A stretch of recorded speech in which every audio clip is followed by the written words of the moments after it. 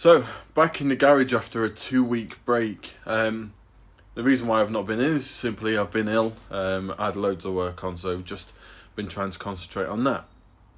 So, while I'm back in the garage, I've got a few plans to go through. I'll walk you through them now and then we'll crack on. So, in the last episode, I showed that I was going to wrap the wire on the outside and then bring it around the front here. So, this is all ready. I've now got the P-clips to do that, so I'm going to probably do that first and then build that into the front end, make it nice and tidy. Then put the wing back on, get all that sorted out and stuff like that. The next task after that was supposed to be for the intakes, for the brake duct and the intake itself. I've made quite a few alterations with the design. I'll post a new design on Instagram for people to see, but essentially it makes it a little bit more modular when things start changing towards a turbo setup later on in life. And it'll just help me maximise the flow through that. Additionally, I need to alter the bumper. I have found out you can cut out the back panel of the bumper where those holes are there, and you can reduce the weight down just a little bit more. There's not a lot in it anyway, but just a little bit more, and it'll be easier for me to mount to the front end. Now, talking about the front end, let me just move this. The way it currently sits is it's still got all of the original cross member on the front for the radiator and the engine mount, and the front slant panel is still all original. That is going to all be removed, and we're going to build our own tubular manifold style. That can get bolted in, currently will get bolted in at the same place the bumper mounts normally go into, and everything kind of connects through to on the underside. So there's 2 bolts either side. You bolt them through to the bumper mounts, and then that attaches generally, or should attach the bumper directly on. Now they're going to be leaving. They actually weigh quite a bit. They're going to be replaced. The subframe underneath the front is going to be replaced. The one that holds the radiator up and the engine mount, that'll be replaced for some nice CDS tubular style tubing that I should be getting this week for delivery. On top of that, we have the doors to sort out, the inside of the doors where it's nice and sharp. I did show this in another video. Let me see if I can kind of zoom in. So that top edge right there is sharp and flimsy, and you're probably going to cut yourself on it if you sit in the passenger seat. And it's the same on the driver's side. So what I'm going to do is I'm just going to whip the stuff that we showed on the Instagram, the door edging stuff that Warren did on his Polo, whip that around and strengthen it and make sure everything is good to go.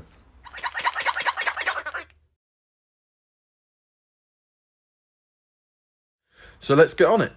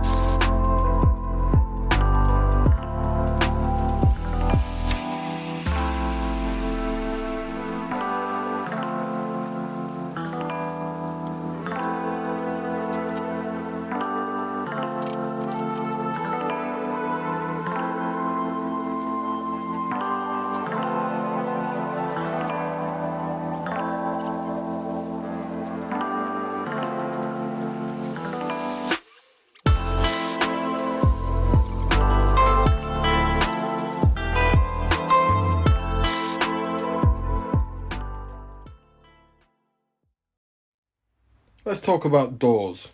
So these are my Corrado doors, as you can see. Ooh, there we go. As you can see, I've cut everything out.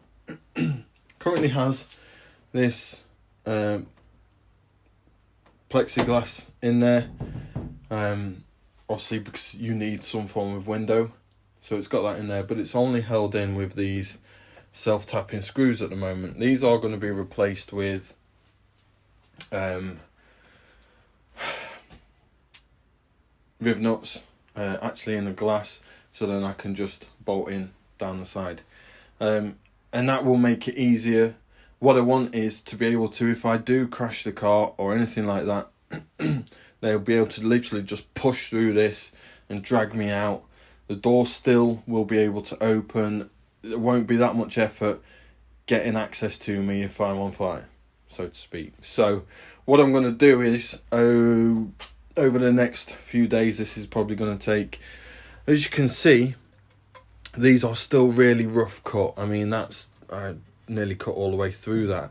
So I'm going to tidy all of this up to be able to put this sheathing that we shown in on the Instagram around the door. So one, I don't cut my hands off on this because it is mega sharp, and two, I'm going to radius some of the corners. I've got a piece to potentially go in there that's got some dimple dye in it, just to keep a bit of strength in this part. Even though it's not really doing anything, I still feel there should be some form of strength there to stop the door flexing as much as it does now. So I'm going to cut this bit out because this bit's nearly out anyway. Round this corner off, finish rounding that corner off, and then tidy up all the way around here, and then tidy up this part as well, because this lump needs sorting out, because it's just not doing anything, and it's keeping things from being flush. So I'll see. I'll get all this tidied up, and if this panel fits in there with the dimple dies in, great. If it doesn't, then I've got to rework it and rethink it. But essentially that's what I'm going to be doing, probably for the rest of this video. There we go, that's a lot better. I've still got this bit to tidy up, just to take off any of this sharp shit. And again, obviously, coming into here, I'm going to round this bit off. So that's all done. I just got to get the angle grinder now on the rest of it, just take it nice and flat, take the paint off, ready for the panels that are going to be welded in. 3 days later. So what I'm going to do is just get this all ground nice and flat without any sharp edges, make sure I've got a good welding surface to go on, and start getting the little panels in.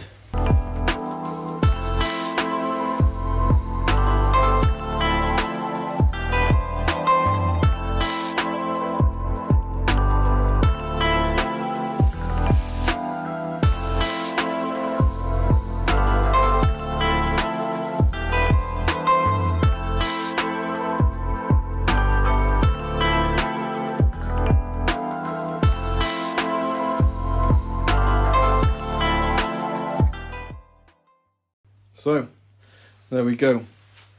So what I've done there is I've just put that behind, because this was quite thin and damaged, and what I'll do is I will just throw some filler in there and tidy that up. I can't have it looking like that, it'll upset me a bit.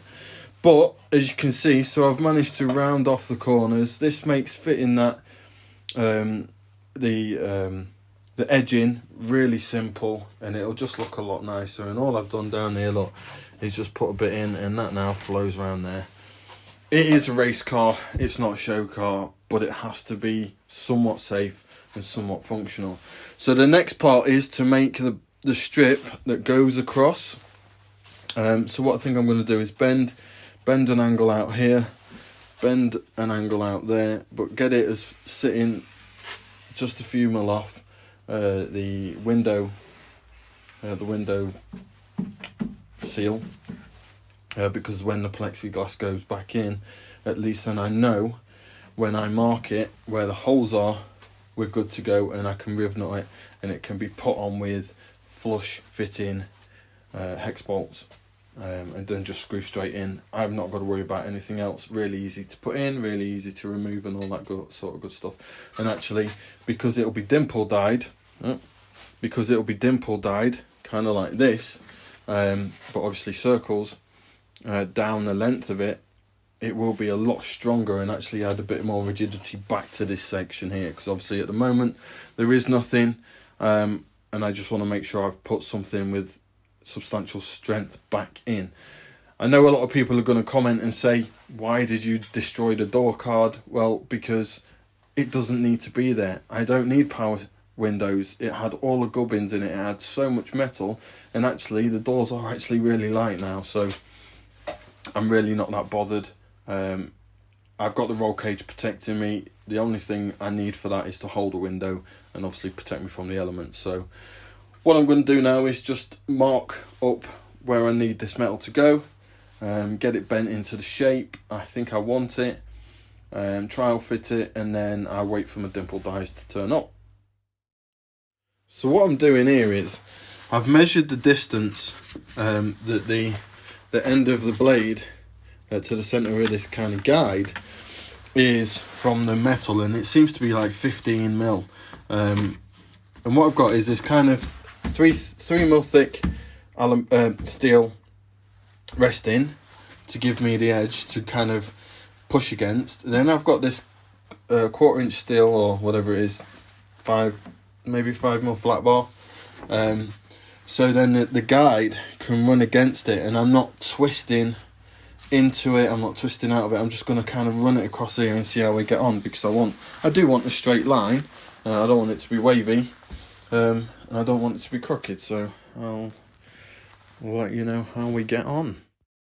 We finished off with this sheet of steel ready to be bent in the corners, but first I'm going to need to just mark out where I want the holes with the hole saw, and then I'm going to dimple die them where I want them. So I'm going to do that probably now, test fit it up against the door, but we're still waiting for the other 2 dimple dies to turn up. The one over there is a 2-inch die, and I think that's going to be a little bit too much to get there's a final bend I want on this, and I think it'll just be like a little bit too much, and it's too close to the corner. So I'm going to go for a 1.5-inch dimple die all the way down. It is a big panel, but that should strengthen it up, and then I'm going to put a 90-degree bend just on the bottom edge, because the top edge is going to be protected, and that will strengthen the whole thing again from kind of flapping around. So I'll do that, and we'll set on to moving on to the seat.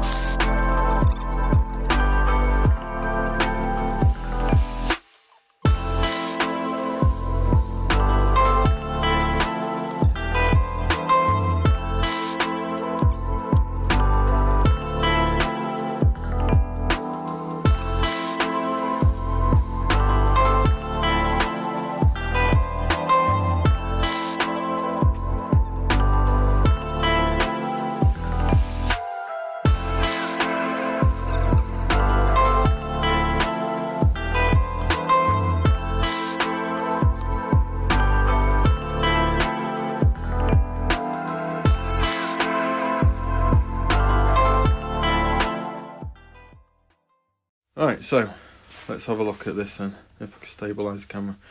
So, centre hole, edge that's folded, 5 holes, nicely dimple dyed all the way down. I know now it's 3.25 inches, and it should look exactly the same that side. And what I'm hoping is, with the dimple dies and the folded edge, this becomes nice and strong. Doesn't want to flap around, doesn't want to bang around. Also, this is going to be welded in, so it shouldn't go anywhere, and it's going to have the edge trimming on, and it's going to be bolted. So yeah, I mean, there's a lot going on with it. Ideally, I need to bend these. I really don't want to, but I think I'm going to have to, because I need to get it into the recess in the window, and then mark out where the holes are going to go for the plexiglass. so I can get that sorted, and I know where they are, and I hope they're not going to interfere with the rest of it. If they're in a place, I can always move the holes and have them line up better with a plexiglass afterwards, so that's not an issue. I'd prefer it if obviously they were centered, but we'll see. So that's going to be it for this video. Thank you to all of the subscribers and people that have commented and liked. Please continue the support. It's great. It makes us just want to do more videos and carry on. So the next video is mainly going to be about the seat rails, because I'm still waiting for a few bits to turn up for the doors to be able to finish them off, but it is what it is. I've got to wait for deliveries. So please stay safe, please subscribe, please like the videos, and we'll see you later on.